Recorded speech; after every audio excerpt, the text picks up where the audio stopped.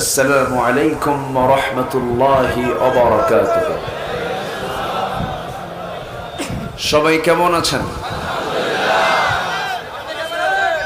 আমাকেও প্রশ্ন করেছেন যে আল্লাহ তাআলা আমাকে আপনার কাতারেই রেখেছেন।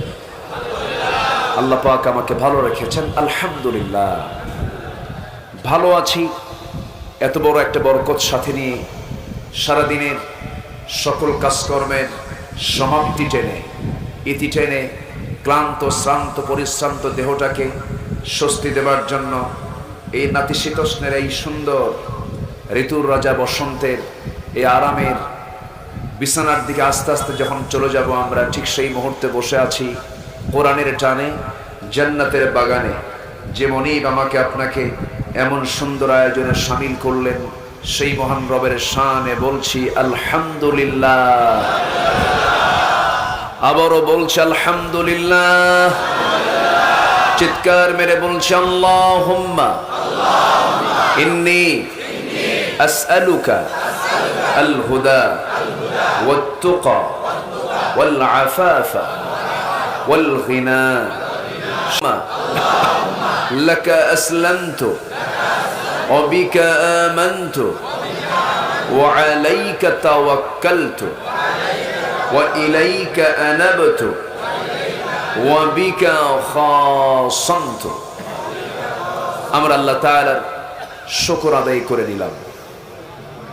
ফ্যানটা অফ করে দেন না, এটা আওয়াজ হচ্ছে, অফ করে দেন।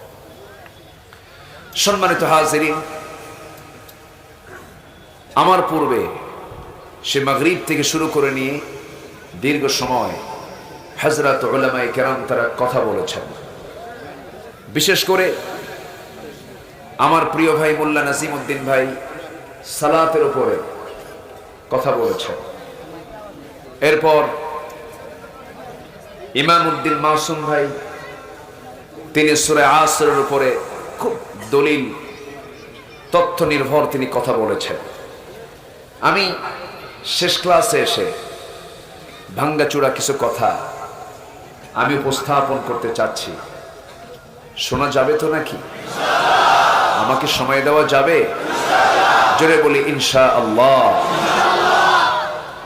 আমি আলোচনার সূচনায় আমার অভ্যাস অনুযায়ী কোরআনে কারীমের গুরুত্বপূর্ণ একটি সূরা সূরাতুশ শুরা থেকে একটা আয়াতে কারীমা তেলাওয়াত করেছি।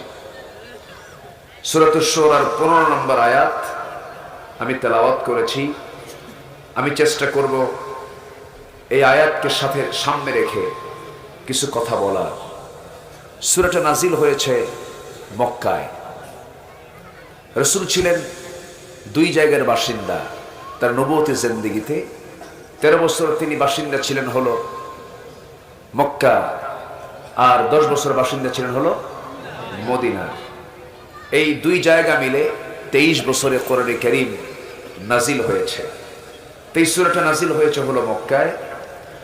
মক্কায় নাজিল হওয়া সূরার ভিতরে এটি একটি অন্যতম সূরা। সেই সূরার 15 নম্বর আয়াত আল্লাহ তাআলা রাসূলকে লক্ষ্য করেই কিছু হুকুম দিয়েছেন। সেই হুকুমগুলো কি কি আমরা একটি একটি করে শুনবো। ওয়ামা তাওফীকি ইল্লা বিল্লাহ আলাইহি তাওয়াক্কালতু ওয়া ইলাইহি উনীব। জীবনের সকল জায়গায়, সকল ক্ষেত্রে, সকল সিদ্ধান্তে আমরা ভরসা করব কার উপরে? ফাইযা আযামতা ফাতাওয়াক্কাল আলাল্লাহ। সব ক্ষেত্রে আমরা আল্লাহর প্রতি ভরসা আনবো। কারণ ওয়ালা তাকুলান্না লিশাইইন ইন্নী ফাইলুন যালিকা গাদান ইল্লা আইয়াশা আল্লাহ। কোন কাজে যেন আমরা ইনশাআল্লাহ শব্দটা যেন একটা বারের জন্য বাদ না দেই। এটা কার হুকুম? আসতে বলবেন না, কার হুকুম? আল্লাহর হুকুম।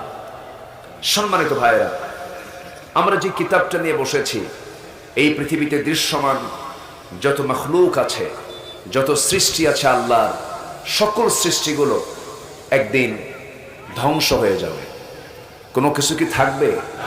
সবগুলো ডিস্ট্রয় হয়ে যাবে। আকাশের মতো এই বিশাল স্থাপনা, এটা কার? আকাশের মতো মজবুত স্থাপনার পৃথিবীতে আছে? এই বিশাল বড় স্থাপনা একদিন ফেটে ফেটে পড়বে। সব ডিস্ট্রয় হয়ে যাবে, ধ্বংস হয়ে যাবে। তারকার মতো বিশাল সৃষ্টি ছিটকে ছিটকে পড়বে, সূর্য সংকুচিত হয়ে যাবে, জমিন প্রকম্পিত হবে।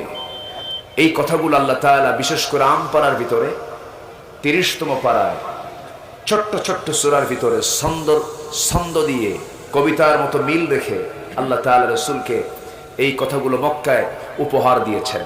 আমার নবীজি নামাজ পড়তেন আর এই সূরাগুলো দিয়ে যখন তেলাওয়াত করতেন চোখের কোনা বেয়ে বেয়ে টপ টপ করে পানি পড়তো। কারণ মানুষ ভালো হবে একমাত্র আখিরাতের চিন্তায়। কিসের চিন্তা ভালো হবে মানুষ? আখিরাতের চিন্তা ছাড়া মানুষ কখনো ভালো হতে পারে না।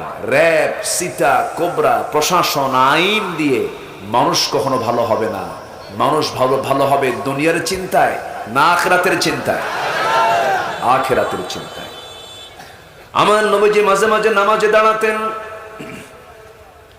বিশেষ করে এই সূরাগুলো যখন পড়তেন, কিয়ামতের সূরা যখন পড়তেন, ইদাস সামাউন ফাতারাত ওয়া ইদাল কাওয়াকিবু ইনতাসারাত ইদাশ শামসু কুওয়িরাত ওয়া ইদান নুজুমু ইনকাদারাত ইদা যুলজিলাতিল আরদু জিলজালাহা ওয়া আখরাজাতিল আরদু আথকালাহা ওয়া ক্বালাল ইনসানু মা লাহা।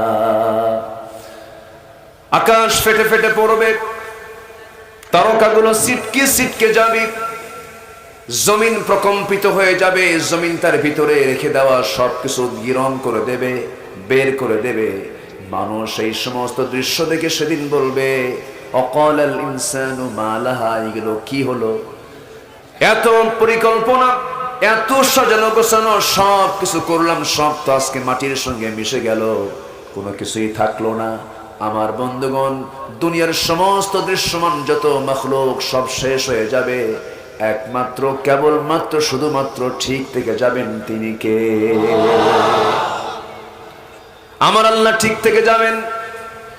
আল্লাহ রাব্বুল আলামিন তার পরিচয় দিয়ে তিনি এক জায়গায় বলছেন, কুল্লু মান আলাইহা ফানি ওয়া ইয়াবকা ওয়াজহু রাব্বিকা যুল জালালি ওয়াল ইকরাম।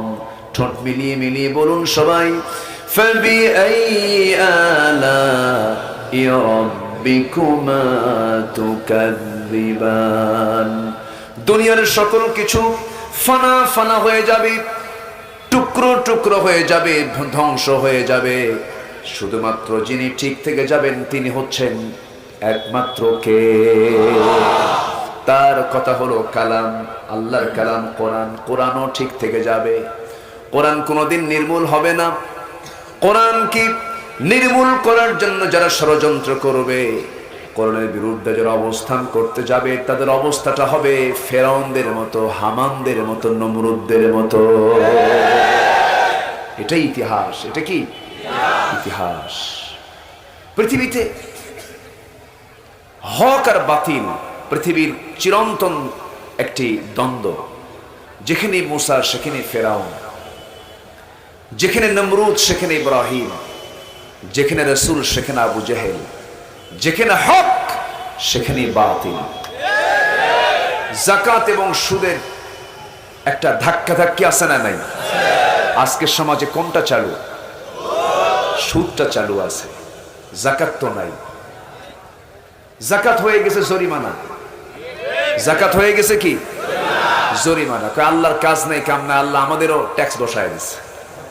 এই জাতীয় কথা কিন্তু বলে অনেকে, বলে। তাহলে যাকাত হয়ে গেছে জরিমানার মতো, আর সুদ হয়ে গেছে হলো এদেশের অর্থনীতির মূল একটি মাধ্যম।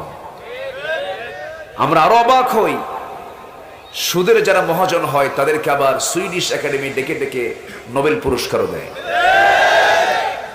সম্মানিত ভাইয়েরা, ইসলামের বিরুদ্ধে যে যত বেশি কথা বলতে পারবে, প্রেজেন্ট ওয়ার্ল্ডের যারা মোড়ল, যারা গণতন্ত্রের ঠিকাদার, যারা পৃথিবীর মোড়লিপনা করছে, ইসলামের বিরুদ্ধে যে যত বেশি কথা বলতে পারবে, তার ডিমান্ড তাদের কাছে তত বেশি হবে।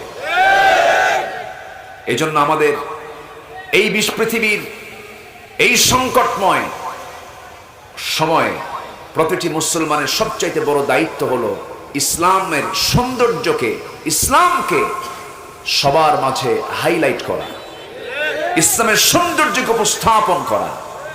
কিন্তু ইসলামটাকে যে আমরা উপস্থাপন করব, আমি মুসলমান নিজেই তো ইসলাম বুঝি না। আজকে মুসলমান হয়ে পশ্চিমা তন্ত্র মন্ত্রকে মেনে নিয়েছে। আজকে মুসলমান হয়ে ইসলামকে বাদ দিয়ে দুনিয়ার তৈরি করা মতবাদ, তৈরি করা বিধান, তৈরি করা ইজমকে বিশ্বাস করে নিয়েছে। এমন মুনাফিক মার্কা মুসলমান আমার দেশেও আছে না নাই? আসতে বলবেন না, আছে না নাই? আছে। শুধু নামাজ পড়লেই মুসলমান হওয়া যায় না। নামাজ নবীর পেছনে মুনাফিকরাও পড়েছে, তাদের নামাজ থেকে জান্নাতে নিতে পারে নাই। এবং কিছু মুসল্লি আল্লাহ তাআলা ধ্বংস চেয়েছেন, ধ্বংস চান নাই। ফাওয়াইলুল লিল, এখানে কি রহমতের কোনো কথা? ফাওয়াইলুন, তাদের ধ্বংস হোক। ওই সমস্ত মুসল্লি মানে কি নামাজ পড়ে ওই সমস্ত মুসল্লি, কিন্তু আল্লাহ তাআলা তাদের ধ্বংস কামনা করেছেন। কেন? তাদের নামাজ প্রকৃত নামাজ নয়।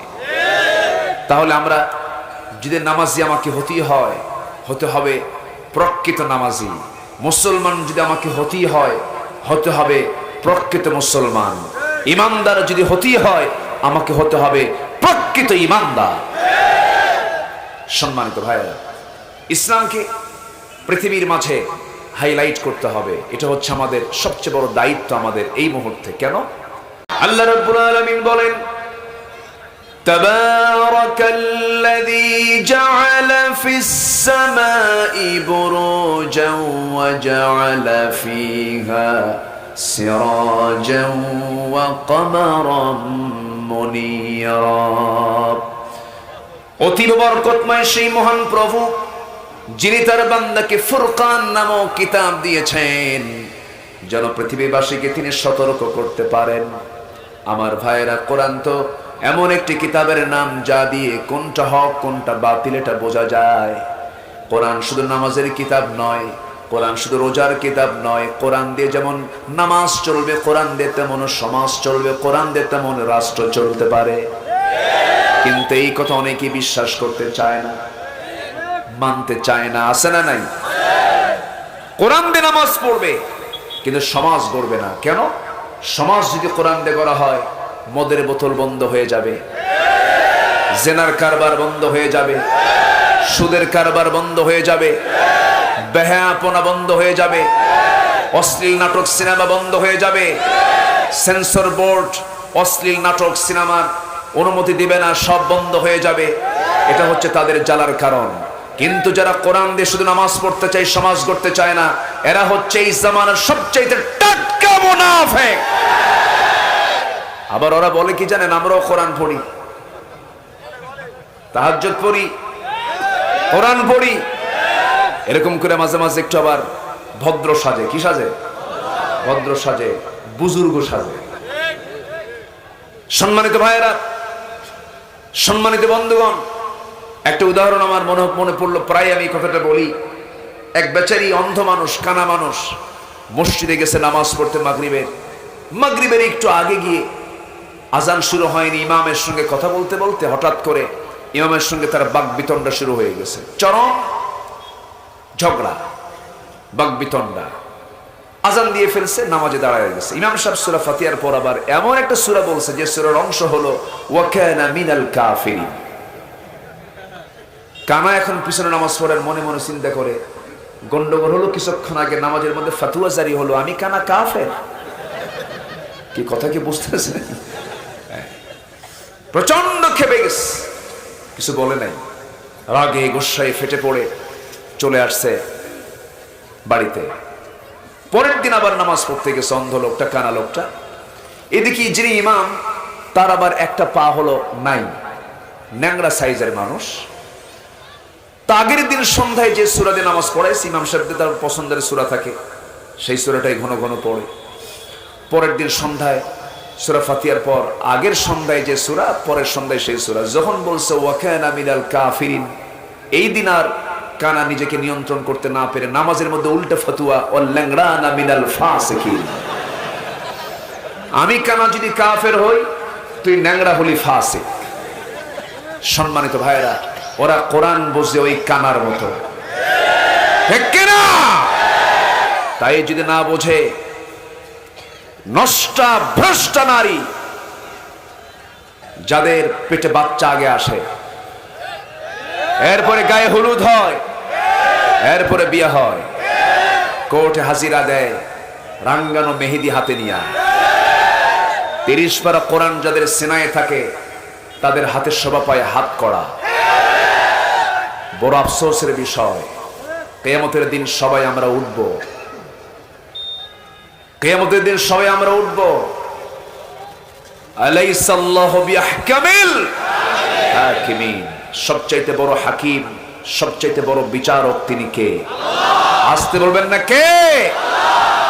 সম্মানিত ভাইয়েরা, আল্লাহর কসম করে বলি, আমি কাউকে গালি দেওয়ার জন্য এখানে আসিনি। তবে আমার কথাকে অনেকে গালি মনে করলে করতে পারেন, কারণ যিনি সুদ খাবেন তিনি তো আমাকে গালি দিবেন, যিনি কাম কুকাম করে বেড়াবেন তার কাছে আমার বক্তব্য ভালো লাগবে না, যিনি জেনার জন্য খুব পাকাপোক্ত উনি আমার কথায় সন্তুষ্ট হতে পারবেন না। আমার নবীর কথায় সবাই সন্তুষ্ট হয় নাই। সন্তুষ্ট না হওয়ার বড় বাস্তব প্রমাণ হলো, নবীর নিজের জন্মস্থানে আমার নবীর থাকা হয় নাই। থাকতে পেরেছেন? হত্যার হুমকি পর্যন্ত দেওয়া হয়েছে, হত্যার হুলিয়া জারি করা হয়েছে। পৃথিবীর সেরা মানুষ, যার সম্মান হলো আল্লাহর পরে, যিনি সকল পয়গম্বরদের লিডার, আল্লাহু আকবার বলেন, যার পিছনে সব নবীরা নামাজ পড়েছেন, সব নবী নামাজ পড়েছেন। বাইতুল মুকাদ্দাস রাসূল যখন ইসরা করলেন, সুবহানাল্লাযী আসরা, রাত্রি ভ্রমণ যখন করলেন, বাইতুল মুকাদ্দাসে গিয়ে আমার নবী যে দাঁড়ায় আছেন, দেখতে পেলেন আল্লাহ তাআলা তার কুদরত দিয়ে সমস্ত পয়গম্বরকে সেদিন বাইতুল মুকাদ্দাসে হাজির করেছেন। সবাই, সমস্ত নবীদের সম্মেলন, এক নবী আরেক নবীকে দেখে, সবাই দেখছেন সবাইকে। জাতির পিতা ইব্রাহিম আলাইহিস সালাতু ওয়াস সালাম সামনে দাঁড়ানো, নূহ আলাইহিস সালাতু ওয়াস সালাম সামনে দাঁড়ানো, সব নবী সেদিন উপস্থিত আমার নবীর সৌজন্যে। সুবহানাল্লাহ বলবেন না?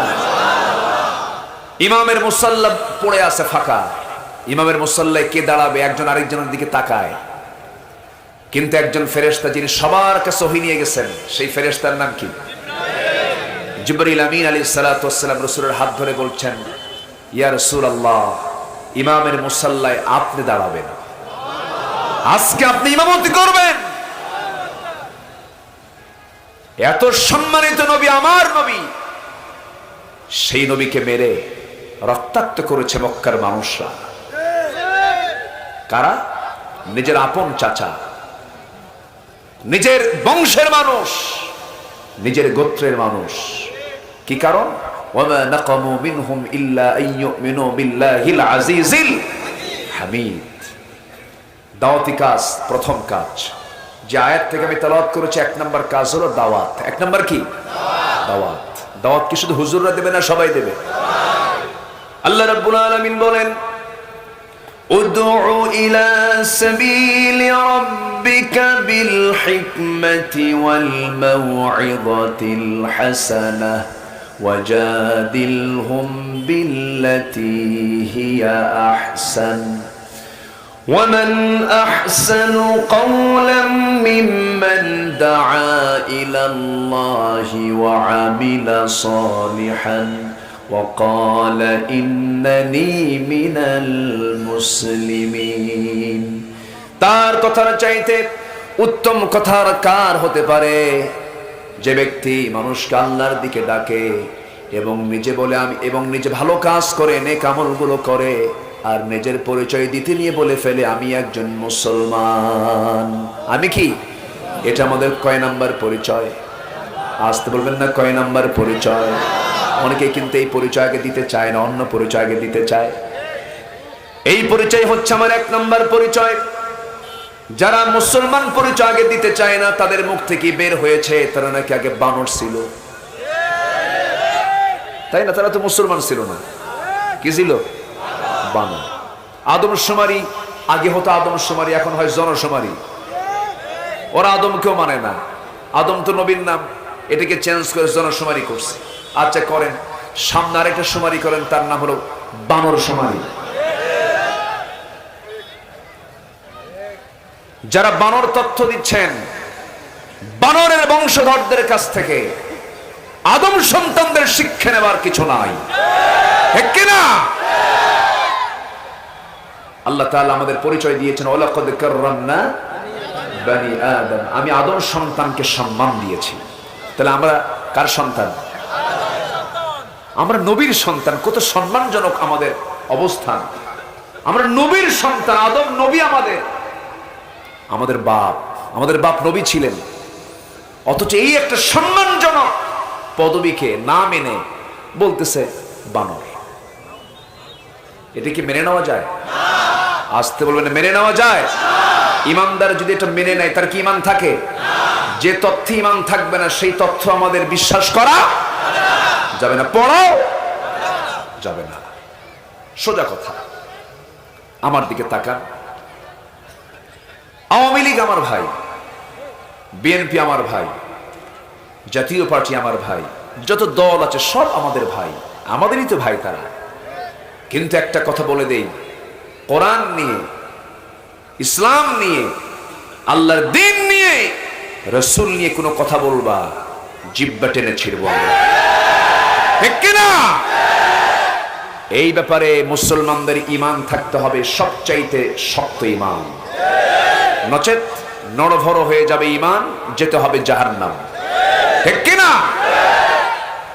এই বিষয়ে খেয়াল করতে হবে। তাসলিমা নাসরিন জাহান্নামের এক কীট কয়েকদিন আগে বলেছে, তার ফেসবুক স্ট্যাটাসে বলেছে, তোমাদের নবী মুহাম্মদ মদিনার মাটিতে পৌঁছে গেছে, গলে গেছে। এই জাতীয় কথাগুলো আমাদের কানে মাঝে মাঝে এখনো আসে। ওদের শাগরিদরাও আছে না নাই? যারা প্রকৃত নাস্তিক, যারা, ওদের প্রকৃত কোনো দল নেই, ঠিক কিনা? ওরা আমাদের কেউ না, ওরা আমাদের কেউ না, ওরা আমাদের শত্রু। ওরা আমাদের কি? শত্রু। যারা আল্লাহর শত্রু, তারা কি আমার বন্ধু হয়? বন্ধু হতে পারে? আমরা দাওয়াত দেব। আমরা কি করবো? 1 নাম্বার, কিসের দাওয়াত? ইসলামের দাওয়াত। কিসের দাওয়াত বলেন? ইসলামের দাওয়াত দেব, দ্বীনের দাওয়াত দেব আমরা। এটা 1 নাম্বার কাজ।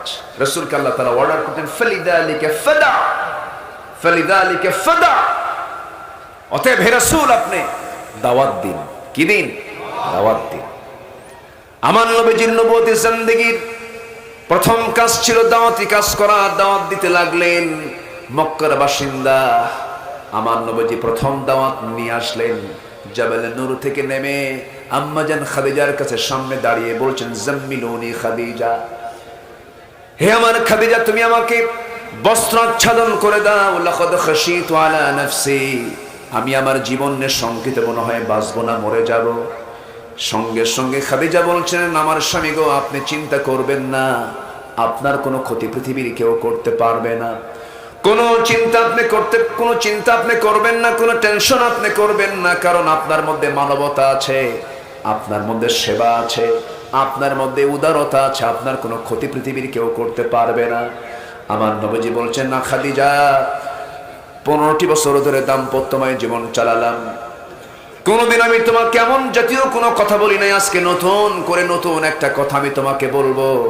সেই কথাটা হলো, আল্লাহ তাআলা আমার কাছে ওহী নাযিল করেছেন, জিবরিল আমিন আমার কাছে এসেছেন, কোরআন নামক কিতাবটা আমার কাছে নাযিল হয়েছে। ও আমার খাদিজা, তুমি আমার কাছে এতদিন আমি তোমার কাছে ছিলাম পরিচিত হলো স্বামী হিসাবে, আমি তোমার জীবনের একটা লাইফ পার্টনার, কিন্তু আজকে আমার নতুন পরিচয় হলো আমি আল্লাহর নবী। তোমার কি বিশ্বাস হয় নাকি? সঙ্গে সঙ্গে খাদিজা কেঁদে ফেলে বলছেন, আমার স্বামী গো, আপনি যে আল্লাহর নবী হবেন, 16 আনা সত্য নবুয়তের সমস্ত সিমটম গুলো আমি আপনার মধ্যে লক্ষ্য করছি। যার জীবনে আমানতের কোনোদিন খেয়ানত হলো না, যে লোকটা কোনোদিন মিথ্যা কথা বললো না, আপনি আল্লাহর নবী হবেন। আপনি আমাকে আর দেরি করায় দিবেন না, আপনি আমাকে পড়িয়ে দেন। আশহাদু আল্লা ইলাহা ইল্লাল্লাহু ওয়াহদাহু লা শারীকা লাহু ওয়া আশহাদু আন্না মুহাম্মাদান আবদুহু ওয়া রাসূলুহু। প্রথম দাওয়াত দিলেন বাইরে না ভিতরে? বাইরে না ভিতরে? আমরাও দাওয়াতি কাজ করবো আগে কোথায়? ভিতরে। ভিতরে তালিম দেব, দাওয়াত দেব। কু আনফুসাকুম ওয়া আহলিকুম নারা, নিজেই বাঁচাও, তোমার পরিবারকে জাহান্নাম থেকে বাঁচাও। সামনে রমজান আসতেছে। রমজান মাস কিসের মাস? বলেন বলেন, কিসের মাস? রমজান মাস কিসের মাস? কোরআনের মাস। রমজান মাস হলো কোরআনের মাস। এই জায়গায় যারা বসে আছেন, আমি একটা প্রশ্ন করব, মন খারাপ করা যাবে না। নাম্বার ওয়ান, আমি যদি বলি এখানে মুসলমান কারা কারা, সবার কিন্তু হাত উঠবে। এখানে ইমানদার কারা কারা, সবার কিন্তু হাত উঠে যাবে। কিন্তু যদি প্রশ্ন করি, এই জায়গায় যারা বসে আছেন কোরআনটা সহি করে সুন্দর করে পড়তে পারেন কয়জন? সবার কি হাত উঠবে নাকি? এটা কি আমাদের শুধু লজ্জার কথা না বড় লজ্জার কথা? শুধু ব্যর্থতা না বড় ব্যর্থতা? যা ছাড়া নামাজ হয় না, যা ছাড়া সেজদা কবুল হবে না, যেই তেলাওয়াত সহি ছাড়া নামাজ সহি হবে না, সেই কোরআনটা আমরা সহি করে পড়তে পারি না। এখানে অনেক মুরব্বী বাবাজিরাও বসে আছেন, কারো জীবনে 30 বছর, কারো জীবনে 40 বছর, কারো জীবনে 50 বছর পর্যন্ত রমজান চলে গেছে এসেছে, অথচ কোরআনটা শেখা হলো না। জীবনের কত অর্জন আমরা করলাম, কত সম্পদ আমরা গড়লাম, ব্যবসা বাণিজ্য করলাম, পরিবার গড়লাম, করলাম, সব কিছু করলাম, কিন্তু যা সারা নামাজটা সহি হচ্ছে না, কোরআনটা পড়া শিখলাম না। এটা আমার আপনার জন্য চরম ব্যর্থতা। এই মাহফিল আমি শুরুতেই একটা দাওয়াত আমি দিতে চাই, সবাইকে আমি একটা আহ্বান করতে চাই, সেটা হলো আগামী রমজান মাস হবে কোরআন শেখার মাস। আগামী রমজান হবে কোরআনটাকে সহি করে পড়ার মাস। কোরআনটাকে সহি করে শিখে নেব। কারা কারা একটু হাত তুলে দেখান তো দেখি। সবাই কি রাজি আছেন? সবাই কি রাজি আছেন? আমরা আগামী রমজানে কোরআনটা শিখে নেব। জোরে বলে ইনশাআল্লাহ। হাত নামান। কষ্ট পেলেন? হুজুর কি বিপদে পড়ে গেলাম? হাত তুলে। বিপদে পড়ছেন নাকি আপনারা? বিপদ মনে করছেন? কোরআনটাকে সহি করে পড়বো। অনেক বুড়ো চাচা বলে, বাবা বুড়ো হয়ে গেছি, বয়স হয়ে গেছে, মুখে আসে না, খুব চেষ্টা করি। এটা ভুল কথা। চেষ্টার ঘাটতি আপনার মধ্যে আছে। যদি চাচাকে বলা হয়, চাচা আপনি বোঝেন না ভালো কথা, কিন্তু দাগন ভূঁইয়ার পৌরসভার সামনে যে আপনার 10 কাঠা জায়গা আছে, এটার দাগ নাম্বার কত? কি 83? দাগ নাম্বার মনে আছে, টনটনা মনে আছে দাগ নাম্বার। আবার ফেনীর জসকোটের বারান্দায় এতগুলো ফাইল নিয়ে সকাল বিকাল ঘোরাফেরা করে, সপ্তাহে 2-3 দিন যায়। চাচাকে দেখি, বলতেছে, মুরব্বী আপনি এই বুড়ো বয়সে কোঠের বারান্দায় থাকেন, এই ফাইল নিয়ে আপনার সমস্যাটা কোথায়? বলে, বাবা 10 বিঘা জমি আমার, মামলা চলে, সামনে রায় হবে, উকিল মাঝে মাঝে কিছু আর্টিকেল ভুলে যায়, উকিলকে মাঝে মাঝে বুদ্ধি দিয়ে যায়। তাহলে উকিলকে বুদ্ধি দেওয়ার বুদ্ধিও আছে। দাগ নাম্বার, CSRS নাম্বার, মাঠ পর্চা সবকিছুর নাম্বারও মুখস্থ আছে, কিন্তু যখন বলা হয় কোরআনটা পারেন কে বাবা, মুখে আসে না। কি কথা কি বুঝতেছেন আপনারা? তাহলে 60-70 বছরের জিন্দেগির জন্য যদি এই দাগ নাম্বার টনটনা মুখস্থ থাকে, সর্বনিম্ন যে জান্নাতটা দেওয়া হবে, সেই জান্নাত হবে 10টা পৃথিবীর মতো একটা জান্নাত। সেই জান্নাতের দাগ নাম্বার নাই? আসতে বলবেন না, আছে না নাই? জান্নাতটা কত বড় চিন্তা করা যায়? সেই জান্নাতটা কোথায়? আবার সেই জান্নাতে যেতে হলে দুনিয়ার কোনো ফ্লাইট আপনি ওই জান্নাত পাবেন না। চড়তে হবে কার ফ্লাইটে? কার ফ্লাইটে চড়তে হবে? আল্লাহর স্পেশাল ফ্লাইটে চড়ে সেই জান্নাত পেতে হবে। সেই জান্নাত পেয়েছেন আসিয়া আলাইহিস সালাতু ওয়াস সালাম। কি মুহাব্বত আল্লাহকে তিনি করেছেন, আল্লাহু আকবার। আসিয়া আলাইহিস সালাতু ওয়াস সালামকে যখন ফেরাউন বলে ফেললো যে শুনলাম তুমি নাকি মুসার দিন গ্রহণ করেছো। তিনি বলেন, না, মুসার তো দিন না, দিন তো আল্লাহ। মুসা হলো তার নবী, সে হচ্ছে নবী, দূত, সে আল্লাহর পয়গম্বর। আমি আল্লাহর দিনকে আমি গ্রহণ করে নিয়েছি। ফেরাউন বলল, আসিয়া, আমি সব বুঝি, কিন্তু বিষয় হলো আমার কর্তৃত্ব, আমার নেতৃত্ব টিকে রাখার স্বার্থে তোমাকে দিন ছাড়তে হবে। আসিয়া বললেন, আমার স্বামী, দুনিয়ার সব কিছু আমি মাইনাস করতে রাজি আছি, জান্নাতকে আমি হাতছাড়া করতে পারবো না। জোরে বলে সুবহানাল্লাহ। জান্নাতকে আমি হাতছাড়া করতে পারবো না, সোজা কথা। আমার বন্ধুগণ, এই সময় আসিয়া আলাইহিস সালাতু ওয়াস সালাম উল্টা তাকে দাওয়াত দিয়ে বসলেন, বললেন, ও আমার স্বামী, আমার কাছে সত্য প্রকাশ পেয়েছে। আপনি যখন জানতেই পেরেছেন আমার যৌবন আপনার কাছে, আপনার যৌবন আমার কাছে, আমাদের সুন্দর সংসার চলছে, আমি চাবো আপনি জান্নাতের মেহমান হয়ে যান, আল্লাহর দিনটা আপনি গ্রহণ করে নেন। তিনি দাওয়াতি কাজ করলেন, কিন্তু তার দাওয়াতের ফলাফল কি হলো? ফেরাউন বলল, আসিয়া শোনো, আমার জনপদে আমার আইন ছাড়া কারো আইন চলবে না, আমার বিধান ছাড়া কোনো বিধান চলবে না।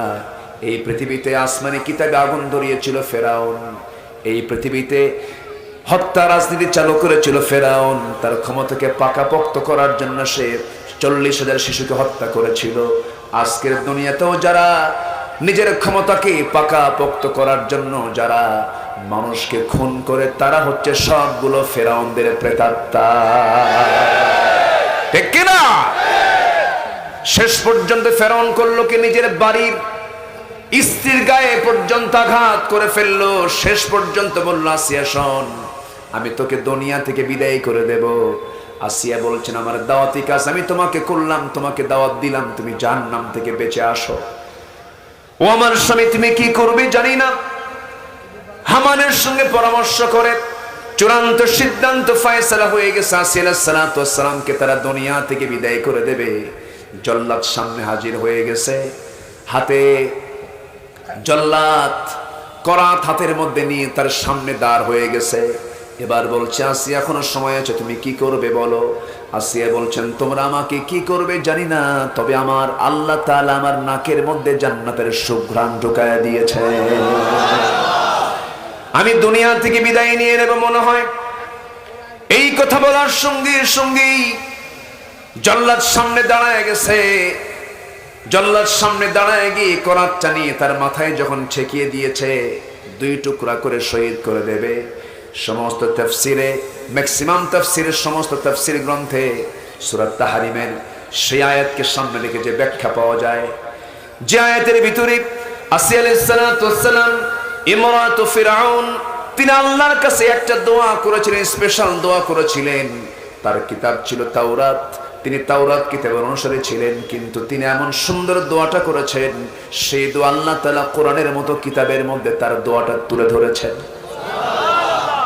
কেন তুলে ধরেছেন? তুলে ধরার কারণ হলো, ও দুনিয়ার মানুষ, ও দুনিয়ার বান্দারা, গোলামেরা, আমার আসিয়া যেমন করে আমাকে কাছে নিয়েছে, আমাকে যেমন করে মহব্বত করেছে, আমার কাছে যেমন করে প্রার্থনা করেছে, আমার খুব পছন্দ, তোমরা আসিয়ার মতো দোয়া করো। তিনি কি দোয়া করেছেন?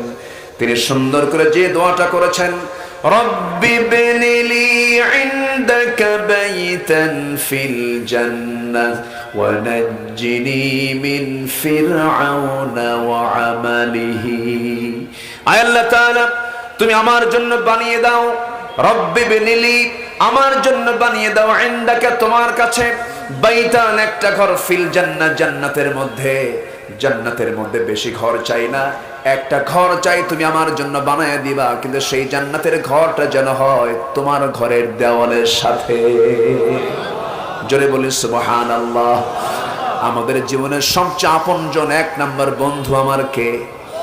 আসতে বলবেন, 1 নাম্বার বন্ধু আমার কে? সবচেয়ে আমরা কাছে নেব কাকে? আল্লাহকে আমরা কাছে নেব। ওয়াল্লাযীনা আমানু আশাদ্দু হুব্বাল লিল্লাহ, ঈমানদাররা সবচেয়ে বেশি মহব্বত করবে কাকে? আসতে বলবেন না কাকে? আল্লাহকে। আসিয়া আলাইহিস সালাতু ওয়াস সালাম দাওয়াতি কাজ করে শাহাদাত বরণ করলেন। জাকারিয়া আলাইহিস সালাতু ওয়াস সালাম দাওয়াতি কাজ করতে গিয়ে শাহাদাত বরণ করলেন। ইয়াহইয়া আলাইহিস সালাতু ওয়াস সালাম দাওয়াতি কাজ করতে গিয়ে শাহাদাত বরণ করলেন। আমার নবীজি দাওয়াতি কাজ করলেন, এক নাম্বার তার দাওয়াতি কাজ, মক্কার মাটিতে দাওয়াত দিতে গিয়ে আমার নবীজি নিজেও রক্তাক্ত হলেন, সাহাবীরা রক্তাক্ত হলেন, অনেক সাহাবী দুনিয়া থেকে বিদায় নিলেন। ইয়াসার পরিবার সুমাইয়া সহ ইয়াসার দুজন দম্পতি কি স্বামী স্ত্রীকে দুইজনকে এট এ টাইম একই দিনে আগের পরে দুইজনকে দুনিয়া থেকে বিদায় করে দেওয়া হলো। নবীজি এই চিত্রগুলো দেখছিলেন আর বলছিলেন সাবরান আলা ইয়াসার ফাইন্না মুআইদাকুমুল জান্নাহ, ধৈর্য ধরো ইয়াসারের বংশধর, তোমাদের জন্য আল্লাহর জান্নাতের ওয়াদা হয়ে গেছে। জোরে কোন সুবহানাল্লাহ। কোন এক ফজরের সময় সাইয়েদনা আবু বকর সিদ্দিক রাদিয়াল্লাহু তাআলা মক্কার মাটিতে ফজর নামাজ পড়ার জন্য তিনি চলে গেছেন মসজিদের কাবার সামনে, দরজার সামনে গিয়ে নামাজ পড়বেন। নিয়ত বেঁধেছেন নামাজটা শুরু করবেন। উতবা, শাইবা, মুগিরা সব মিলে একসাথে তাকে ধরে ফেলেছে, মারতে মারতে রক্তাক্ত করে জমিনে ফেলে দিয়া নাকের উপরে খরম জুতা দিয়া চাপা দিয়া তার নাকটা বোচা করে দিয়েছে, রক্তাক্ত করে দিয়েছে। আবু বকর সিদ্দিক রাদিয়াল্লাহু তাআলা সেন্সলেস হয়ে জমিনে পড়ে থাকলেন।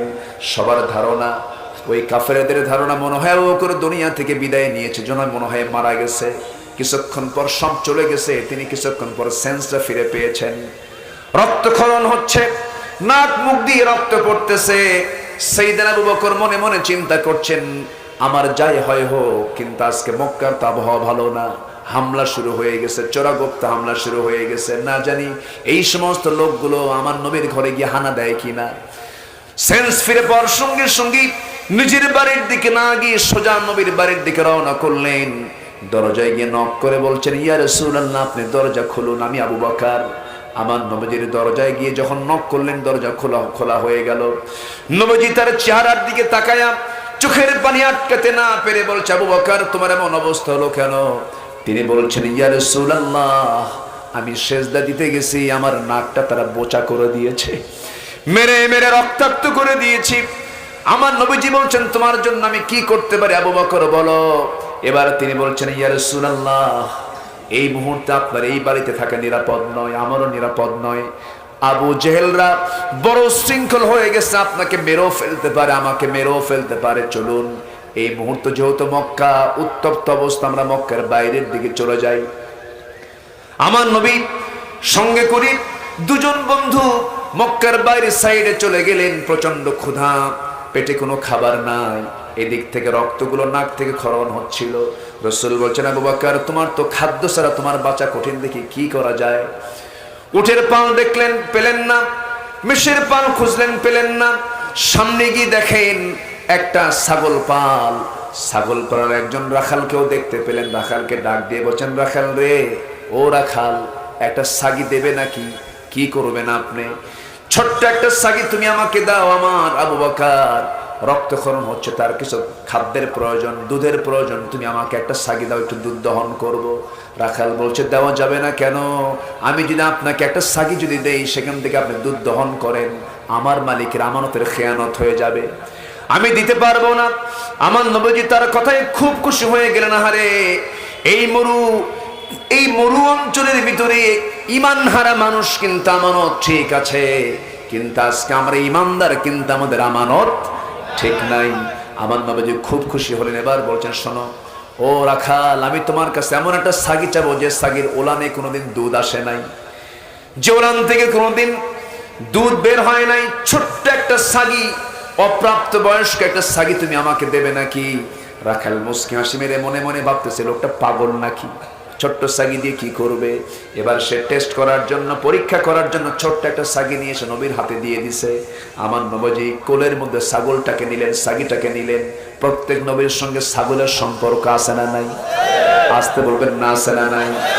নবী যার নাম, তার সঙ্গে ছাগলের সম্পর্ক আছে। এই জন্য বিভিন্ন ব্যাখ্যা এসেছে, প্রত্যেকটা প্রাণী হলো মুসলিম আর ছাগল হলো মোমেন। ছাগল কি মানে 1 ডিগ্রি বেশি। ছোট্ট একটা ছাগি আমার নবীজি কোলের মধ্যে নিয়ে ছাগিটার পিছন দিকের 2 পার ঠিক মাঝখান বরাবর ওলান বরাবর, বাট বরাবর, ওলান বরাবর আমার নবীজি তার বরকতি দুটো হাত রেখে দিলেন। বরকতি দুটো হাত যখন রাখলেন, ওলানটা দুধে টান টান হয়ে গেল, দুধে ভরপুর হয়ে গেল। আমার নবীজি দুধ দহন করার জন্য এবার বলছেন, রাখাল রে, একটা বাটি এনে দাও, একটা পাত্র এনে দাও। রাখাল তো আশ্চর্য হয়ে যাচ্ছে, এগুলো কি হচ্ছে। একটা বাটি দেওয়া হলো, রসুল নিজে দুধ দহন করলেন, দুধ দহন করে বাটিটা দুধ পূর্ণ হয়ে গেল। রসুল বলছেন, আবু বকর, সকালবেলা মার খেয়েছো, বরকতের দুধ খাও এখন। জোরে বলে সুবহানাল্লাহ। নবীজির মুআজিজা প্রকাশ পেয়ে গেল। বিসমিল্লাহ বলি পাত্রে মুখটা রাখলেন। সাইয়েদনা আবু বকর এত পরিমাণ দুধ পান করলেন যে পেটের চামড়া টাইট হয়ে গেছে। রাসূল বলেছেন, আবু বকর দুধ কেমন খাচ্ছে? হুজুর এমন জীবনে কোনোদিন দুধ খাই নাই, কিন্তু হুজুর এত দুধ খাওয়ার পরও দেখি পাত্র থেকে দুধ তো চুল পরিমাণ কমলো না।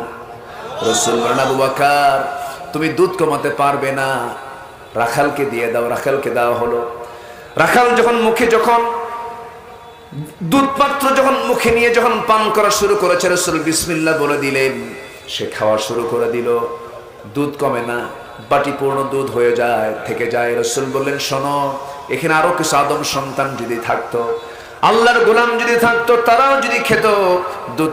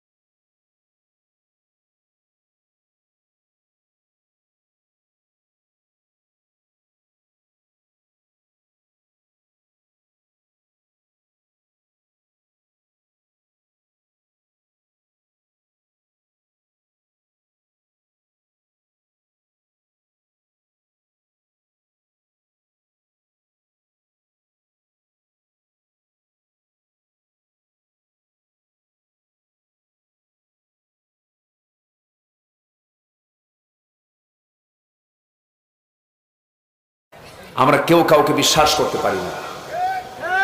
কোন অফিস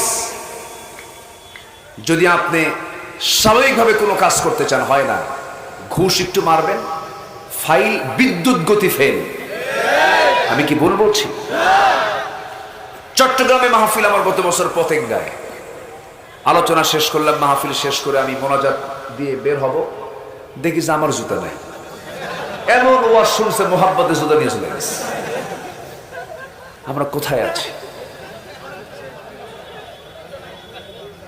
আমরা ভালো হব, জোরে বলি ইনশাআল্লাহ। রাসূল আগে খেতেন না খাওয়াতেন? খাওয়াতেন। তুতঈমুত তুআম ওয়া তুকরিউস সালাম আলা মান আরাফতা ওয়া মান লাম তারিফ। একে অপরকে খাওয়ানো, মানুষকে খাওয়ানো অনেক বরকতের কাজ, অনেক সওয়াবের কাজ। রাসূল আগে খাওয়াতেন, এমনকি বাড়ির বউ পর্যন্ত আমার নবীর আগে খেয়ে নিতেন। সুবহানাল্লাহ বলেন। আর এখনকার বউরা যদি আগে খায় বলবে তুই তো বেয়াদব। দেখছেন কি ফতুয়া আমার? হ্যাঁ, বউ আগে খেলে নাকি বেয়াদব হয়ে যায়। আমার নবীজি বসে থাকতেন, আম্মা জান আয়েশা সিদ্দিকা রাদিয়াল্লাহু তাআলা আনহা গ্লাস ভর্তি করে দুধ আনতেন। নবীজির প্রিয় পানীয় ছিল দুধ। তিনি উটের দুধ পান করতেন। তো উটের দুধ নিয়ে নবীর সামনে হাজির হলে রাসূল বলতেন, আয়েশা তুমি আগে খাওয়া শুরু করো, এরপর আমি খাবো। জোর করে দিতেন বারবার। রাসূল বলতেন, আহা আমি খাবো না, তুমি আগে খাও। আম্মা জান আয়েশা তিনি বলেন, আমি যখন গ্লাসটা হাতে নিতাম, আমি আমার ঠোঁটটা যখন গ্লাসে লাগাতাম, রাসূল মাথাটা একটু নিচু করে দেখতেন যে আমি গ্লাসের কোন সাইডটাতে আমার ঠোঁটটা লাগাইছি। সুবহানাল্লাহ বলবেন না? আমার নবীজি দেখে নিতেন এবং ঠোঁট লাগানোর জায়গাটা মার্ক করতেন। মার্ক করে নিয়ে আমি যখন কিছু দুধ যখন রেখে দিতাম গ্লাসের ভিতরে, এবার বলতাম, হুজুর আপনি এখন খান, আপনি এখন পান করুন। সঙ্গে সঙ্গে আমার নবীজি গ্লাসটা নিয়ে যেদিকে আমার ঠোঁটটা লাগিয়ে দিয়েছি, নবীজি আমার গ্লাসটা নিয়ে সেই দিক দিয়ে তিনি তার ঠোঁটটা লাগায় দিয়া বাকি দুধ পান করে নিতেন। মোহাব্বতটা হলো ঘরে ঘরে। মোহাব্বত কোথায়? ঘরে। স্বামী স্ত্রী মোহাব্বত হলো রহমতুল্লাহ মোহাব্বত, মাওয়াদ্দাতাও ওয়া রাহমা। ভালোবাসা এমন ভালোবাসা যে ভালোবাসায় রহমত আছে, কিন্তু সেই ভালোবাসা আজকে ঘরে না বাইরে? সেই মোহাব্বত আজকে চলে গেছে বটতলা গাছতলা, ঠিক কিনা? আকাম কুকাম হয়। এই আকাম কুকাম তো এমনি বন্ধ হবে না। এই আকাম কুকাম জেনা ব্যভিচার বন্ধ করার জন্য অবশ্য আইন দরকার আছে না নাই? কার বিধান দরকার? আসতে বলবেন না, কার বিধান দরকার? আল্লাহর বিধান দরকার। কথা বলছিলাম, কথা বলতে বলতে তো বহু লাইন চলে আসে। এদিকে তো সময় তো অনেক চলে যাচ্ছে, কি করব? চালাবো আলোচনা, চালাবো। জোরে বলি ইনশাআল্লাহ, আরো জোরে বলি ইনশাআল্লাহ। আমার নবীজি বললেন, রাখাল তুমি খাও। মনে আছে আপনাদের? মনে আছে? খাও। রাখাল খেয়ে নিল, কিন্তু দুধ কমে না। রাসূল বলেন, আমাকে বাটিটা দাও। আমার নবীজি বাটিটা নিয়ে নিলেন, দুধের পাত্র নিয়ে বিসমিল্লাহ বলে সেবন করলেন। দুধ শেষ হয়ে গেল, বাটিটা রেখে দিয়া বলছেন, আবু বকর চলো আমরা যাই, সন্ধ্যা হয়ে গেছে, আমরা এখন চলে যাই। রাখালের চোখে পানি টলমল করছে। রাখাল চোখের পানি ফেলে দিয়ে বলছে, এত সুন্দর সময়টা কাটালাম, আপনার কাছে আমার আরজ, দয়া করে আপনি আমাকে সাথে নিয়ে চলে যান। রাসূল বলছেন, ও রাখাল তুমি তো আমানত নিয়ে আছো, এই ছাগলগুলো দেখবে কে? আমানতের খেয়ানত হয়ে যাবে। এবার রাখাল বলছে, তাই তো, আমানতের খেয়ানত হয়ে যাবে, ঠিক আছে যাবো না, তবে একটা শর্ত হলো, আপনি ছোট্ট ছাগিটা কোলের মধ্যে নিয়ে পিছনের দিকে হাতটা দিয়া, ওলানে হাত দিয়ে আপনি কি যেন দোয়াটা পড়লেন, ওই দোয়াটা আপনি আমাকে শিখায় দেন তো। রাসূল বলেন, তুমি এই দোয়াটা শিখায় কি করবা? মাঝে মাঝে আমি প্র্যাকটিস করবো আর দুধ খাবো। কি কথা কি বুঝতেছে? আমার নবীজি মুস্কি হাসি মেরে বলছেন, ও আল্লাহর গোলাম, এই দোয়া মুখস্থ করো, তোমার কোনো কাজ হবে না, কারণ তোমার মধ্যে শিরকিয়াতের গন্ধ আছে। শিরকিয়াতের পচা দুর্গন্ধ তোমার নফস থেকে ধুয়ে মুছে সাফ করে তোমার নফসের মধ্যে ঢুকায়া দিতে হবে তাওহীদের সেই সুগন্ধ। তাওহীদের পেয়ালা তোমাকে গ্রহণ করতে হবে। সঙ্গে সঙ্গে সেই রাখাল নবীর চেহারার দিকে বারবার তাকায় তাকায় এবার বলতেছে, শুনেছি মক্কার মাটিতে আব্দুল্লাহর পুত্র মুহাম্মদ নামে আল্লাহর পয়গম্বর আবির্ভূত হয়েছেন, আপনি সেই লোক নাকি? আমার নবী যে মুস্কি হাসি মেরে বলেছেন, তুমি যে চিন্তা করেছো তোমার সামনে দাঁড়িয়ে আছে সে আল্লাহর পয়গম্বর মুহাম্মদ সাল্লাল্লাহু আলাইহি ওয়াসাল্লাম। নবীর দাওয়াত কি বন্ধ না চালু? ওই জায়গায় বন্ধ হয়ে গেছে, এই জায়গায় এসে তিনি দাওয়াতি কাজ শুরু করেছেন।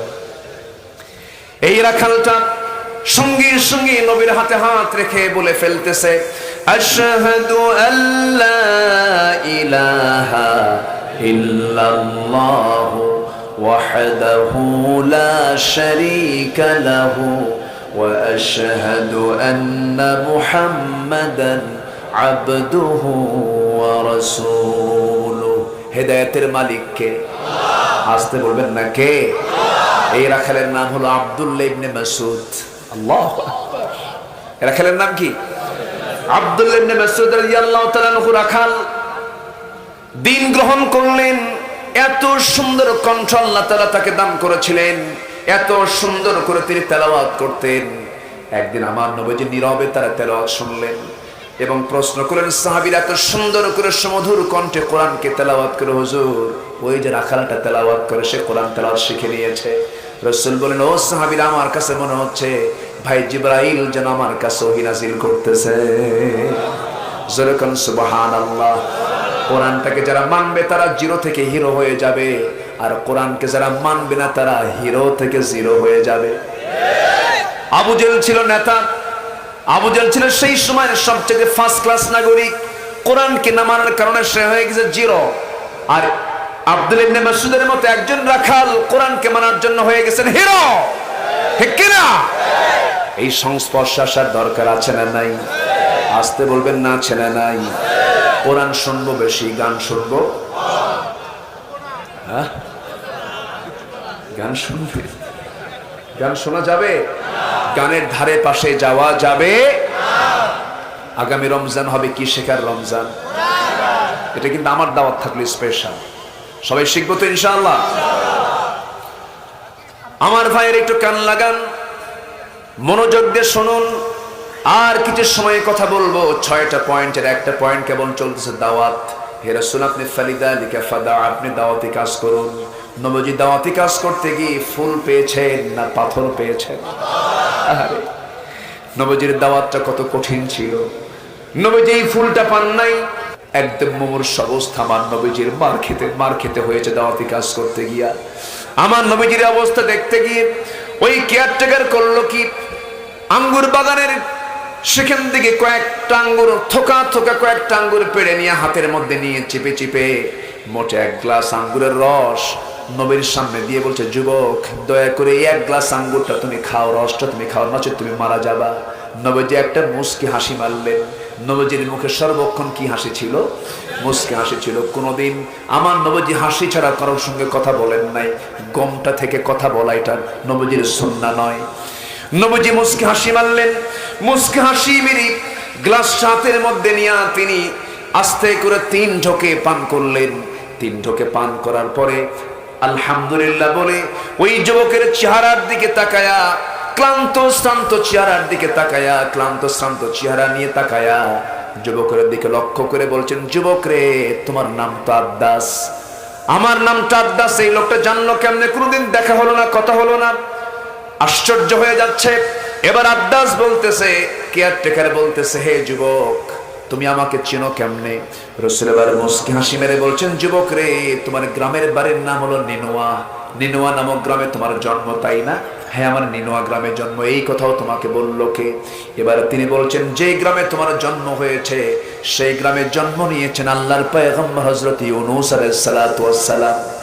এই কথা বলার সঙ্গে সঙ্গে রাখার ওই কেয়ারটেকার বলতেছে, হে যুবক, আমার গ্রামের বাড়ির নাম নিনোয়া, আমার নাম আদ্দাস, আমার গ্রামে জন্ম নিয়েছেন আল্লাহর পয়গম্বর ইউনূস আলাইহিস সালাতু ওয়াস সালাম। এই ইতিহাস, এই সংবাদ তোমাকে কে দিল? আমার নবীজি মুস্কি হাসি মেরে এবার বলছেন, ও যুবক, একজন নবীর কাছে তো আরেকজন নবীর খবর থাকতেই পারে। যেরকম সুবহানাল্লাহ। আমার নবীর দাওয়াতকে ব্যর্থ না সফল? চলে গেছেন মরু অঞ্চলে। ইবনে মাসউদকে টেনে বের করে এনেছেন। এবার দেখেন ওই আঙ্গুর বাগানের কেয়ারটেকারটা এবার বলতেছে, তোমার পরিচয়টা কি? রাসূল বলছেন, দেখো তোমার কি মনে হয়?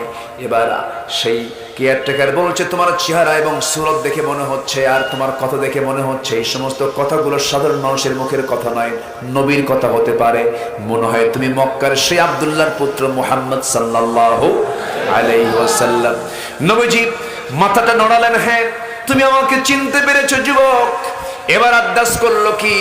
আদ্দাস খ্রিস্টানি কায়দায়, খ্রিস্টান ছিল আদ্দাস, খ্রিস্টানি কায়দায় তার দুটো হাত নিয়ে গিয়ে নবীর দুইটা পায়ের দিকে নিয়ে সেজদা দিয়ে তাকে ধন্য করবে।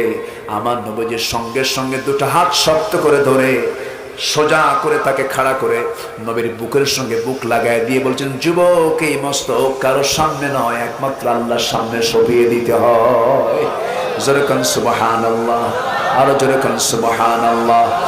আমার ভাইয়েরা, নবীজির দাওয়াতি কাজ করতে গিয়ে তাকে কত কষ্ট স্বীকার করতে হয়েছে। এবার আদ্দাস বলছে, আর দেরি নয়, বুঝতে পেরেছি তুমি আল্লাহর নবী, তুমি আমাকে পড়িয়ে দাও আশহাদু আল্লা ইলাহা ইল্লাল্লাহু ওয়াহদাহু লা শারীকা লাহু ওয়া আশহাদু আন্না মুহাম্মাদান আবদুহু ওয়া রাসূলুহু। হেদায়েতের মালিক কে? রাখাল ইসলাম কবুল করে, এইদিকে কেয়ারটেকার ইসলাম কবুল করে, বাগানের মালি ইসলাম কবুল করে, অথচ আমার নবীর ঘরের সঙ্গে ঘর আবু জেলের কপালে ইসলাম ইসলাম নাই। ওই আবার সেই পারস্যের সালমান ফার্সি, সালমান ফার্সি 1000 মাইল দূরে সালমান, সেই সালমান ফার্সি প্রথমে অগ্নি পূজক ছিলেন, খ্রিস্টান ছিলেন, বহু ধর্ম চেঞ্জ করেছেন। রাসূলকে খুঁজে খুঁজে মদিনায় বের করেছেন। রাসূলকে খুঁজে পেয়ে সামনে দাঁড়ায়, রাসূলের সামনে দাঁড়ায় চোখ মেরে রাসূলকে দেখতেছেন, আগের কিতাবগুলো যে পড়েছেন তিনি। এবার বলছেন, হে যুবক আমি আপনাকে দেখতে চাই। কি দেখবে বলো? আমি আপনাকে কিছু মান্যত দিতে চাই। কে না, আমি আল্লাহর নবী কোনো মান্যত গ্রহণ করি না, আমি আপনাকে হাদিয়া দিতে চাই। হ্যাঁ আমি হাদিয়া গ্রহণ করতে পারি। এরপরই সালমান ফার্সি বলছেন, আমি আপনার পিঠটা দেখতে চাই। আপনার পিঠটা আপনি দেখাবেন নাকি? আমার নবীজি টের পেয়ে গেছেন এই বেটা আগের কিতাবের জ্ঞান জানে। জোরে কোন সুবহানাল্লাহ। এই বান্দা আগের কিতাবের এলেমটা রাখে। আমার নবীজি নিজের গায়ের চাদরটা আস্তে করে খুলে যখন বের করে দিলেন, পিঠের মাঝখানে নবুয়তের সিলমোহর, কালো সিলমোহরটা যখন প্রকাশ পেয়ে গেল, লাভ মেরে সালমান ফার্সি নবীজির সেই সিলমোহরে চুমো খেলেন। চুমো খেয়ে বলছেন, এই সত্য মানুষকে খোঁজার জন্য আমি কত অস্থির হয়ে মদিনা পর্যন্ত চলে এসেছি, আমাকে পড়িয়ে দেন আশহাদু আল্লা ইলাহা ইল্লাল্লাহু ওয়াহদাহু লা শারীকা লাহু ওয়া আশহাদু আন্না মুহাম্মাদান আবদুহু ওয়া রাসূলুহু। হেদায়েতের মালিক কে? আমার হেদায়েত চাইবো কার কাছে? কার কাছে আমরা হেদায়েত চাবো? ইহদিনাস সিরাতাল মুস্তাকিম, ইয়াকা না'বুদু ওয়া ইয়াকা নাস্তাঈন। আমরা আল্লাহর কাছেই চাইবো, আল্লাহর কাছেই বলবো, আল্লাহর কাছে হেদায়েত কামনা করব। নামাজ পড়বো কয় ওয়াক্ত? 5 ওয়াক্ত নামাজ পড়বেন কারা কারা একটু হাত তুলে দেখান। জোরে বলি ইয়া আল্লাহ, আর জোরে বলি ইয়া আল্লাহ। আমাদেরকে 5 ওয়াক্ত সালাত আদায় করার তৌফিক তুমি আল্লাহ দিয়া দাও। জোরে বলি আমিন, আরো জোরে আমিন। হাত নামা। নম্বর 2 ইস্তেকামাত। فلذلك فدع واستقم كما أمرت।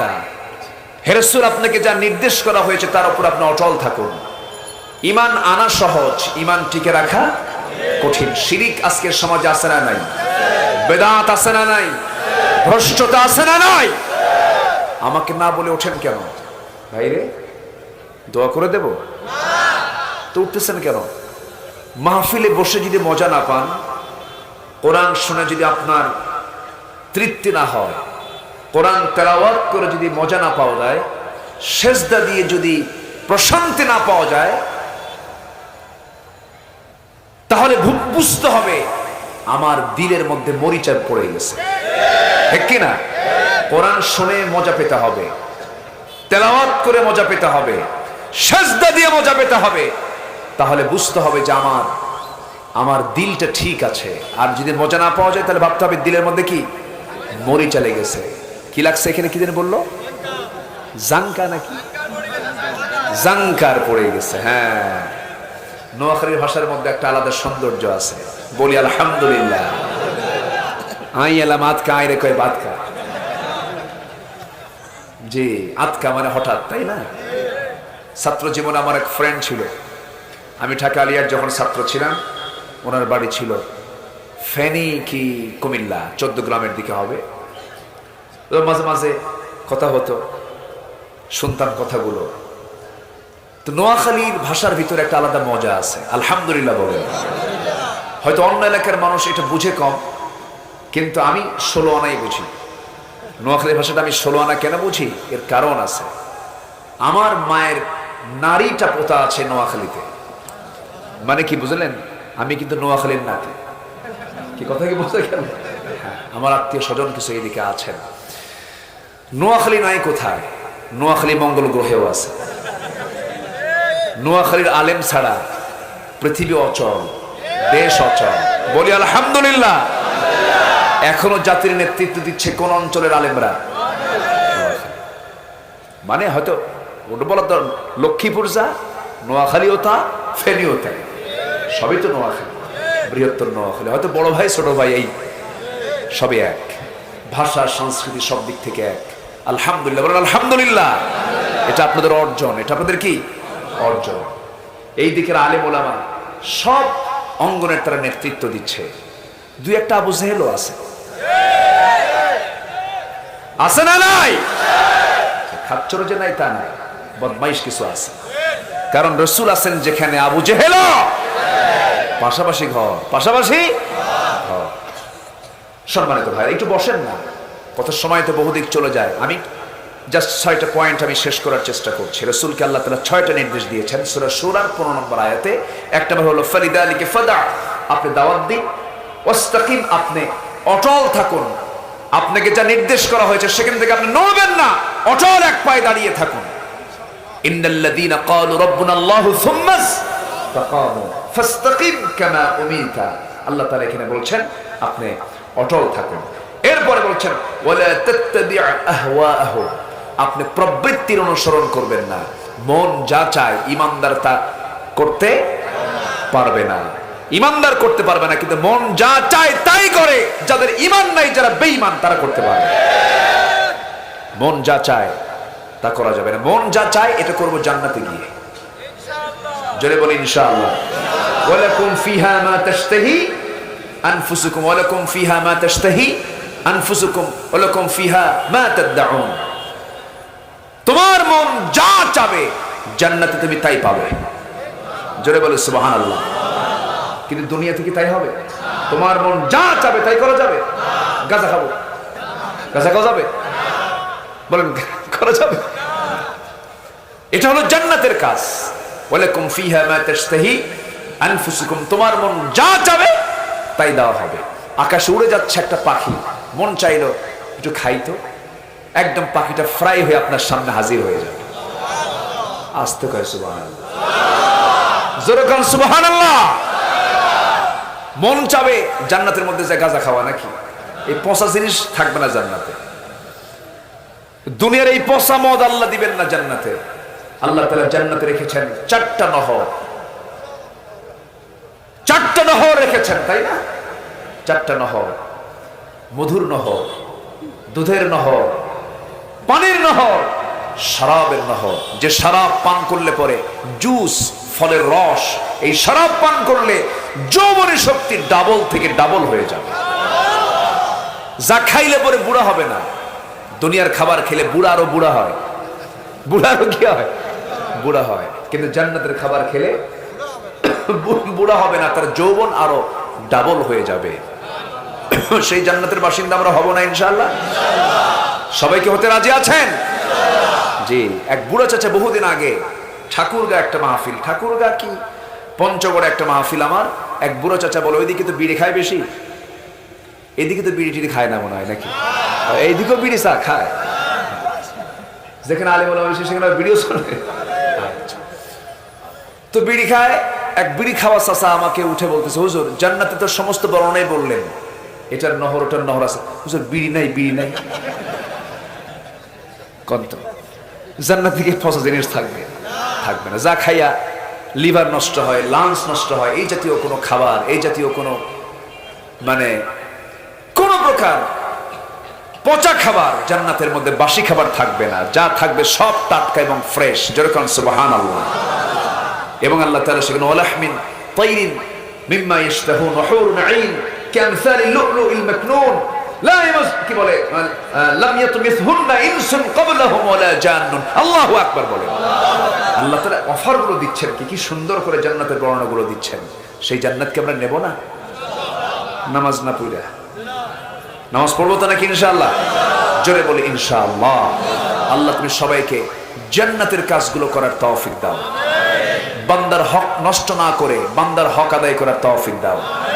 বনের সম্পত্তি মেরে খাওয়া ভাই ফেনীতে নাই।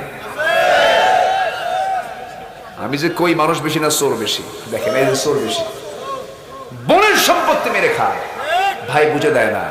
বাপ মারা গেছে এক যুগ আগে, খালি তাল বাহানা করে, বোন কিছু বলতে পারে না, মাঝে মাঝে আবার কৌশল করে দাওয়াত দিয়ে বাড়িতে নিয়ে আসে, ভালো মন্দ কিছু খাওয়ায়া পাশে বসায় বলে, বোন একটা কথা বলি কি, রাগ করো না, অংশ নিলে কিন্তু ধ্বংস হয়। দেখছেন কি ফতুয়া দিল এখানে?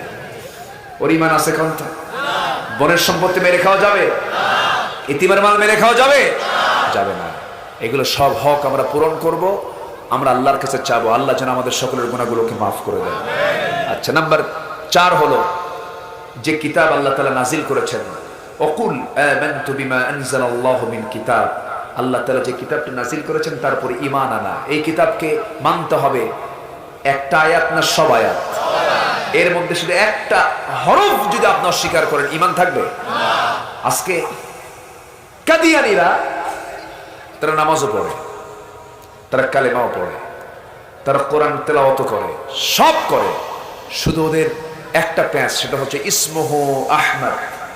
ইসমুহু আহমদ বলে যে তার নাম হবে আহমদ। ওরা বলে যে এই আহমদ হলো গোলাম আহমদ কাদিয়ানী। যেরকম নাউজুবিল্লাহ।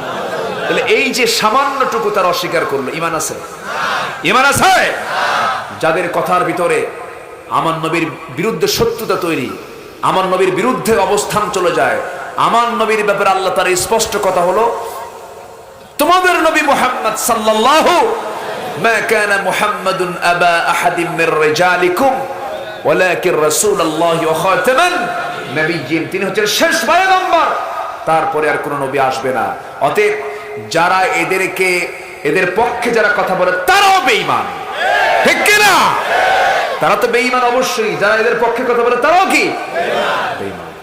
আল্লাহ তুমি সবাইকে বোঝার তৌফিক দাও, বিশ্বাস থাকতে হবে। নাম্বার 5 হলো ও উমিরতু, আমি আদিষ্ট হয়েছে, লিয়াদিলা বাইনাকুম, ন্যায় বিচার করার জন্য। কি বিচার? ন্যায় বিচার আমাদের করার দরকার আছে না নাই? প্রত্যেক লোকই কিন্তু বিচারক। একটা ফ্যামিলির বিচারক আছে না নাই? অফিসের বিচারক আছে না নাই? চাকরির বিচারক আছে না নাই?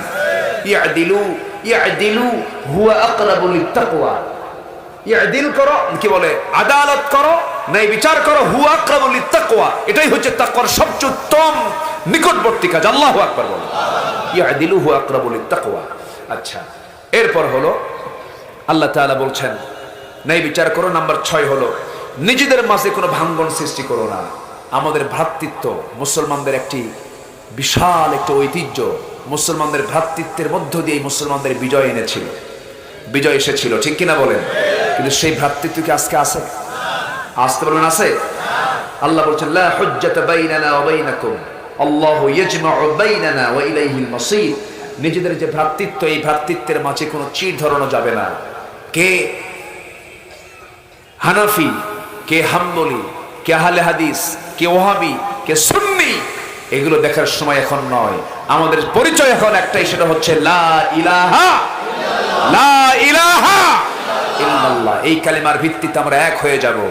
আমরা ভ্রাতৃত্বের মতো অটুট বন্ধনকে মজবুত করব, নচেত কারো পিঠের চামড়া থাকবে না, ঠিক কি না? আমাদের ভিত্তিকে আমাদের মজবুত করতে হবে। এই আহ্বানটা দিয়েছেন কে? অর্ডার দিচ্ছেন রাসূলকে, হে রাসূল, ভ্রাতৃত্বের মাঝে কোনো ফাটল সৃষ্টি করা যাবে না।